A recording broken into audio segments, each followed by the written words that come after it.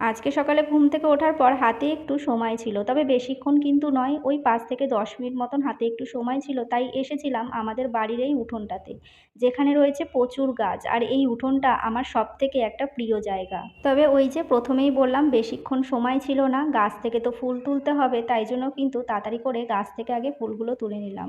শুধু তো ফুল তুললেই হবে না, হাতে আরও অনেক কাজ রয়েছে, তাই বেশিক্ষণ কোনোদিনই সকালবেলায় সময় কাটাতে পারি না। আগের দিন তো নারকেল গাছ থেকে নারকেল পাড়ানো হয়েছিল, তবে নারকেলের ছোবড়াগুলো এখানেই পড়া ছিল।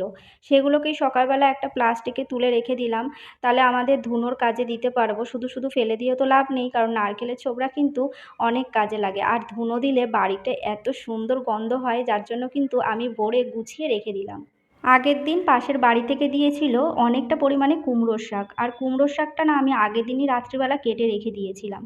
আর সকালবেলায় ভালো করে জল দিয়ে কলের তলায় ধুয়ে নিলাম, কারণ শাকের মধ্যে তো অনেক নোংরা থাকে, তাই জন্য কলের মধ্যেই কিন্তু ভালো করে ধুয়ে নিলাম। বাড়ির বউদের পদে পদে চিন্তা, সকালবেলা ঘুম থেকে ওঠার পরই চিন্তা করতে লাগে সকালে টিফিনে কি খাবো, এমনকি দুপুরে রাত্রে কী বা রান্না করব। এই একটা চিন্তা কিন্তু সারাক্ষণ মাথার মধ্যে ঘুরতে থাকে। রাতের খাবার হয়ে যাওয়ার পর আবার পরের দিনেও কিন্তু চিন্তা করতে লাগে যে পরের দিন আবার সবাইকে কি করে খাওয়াবো।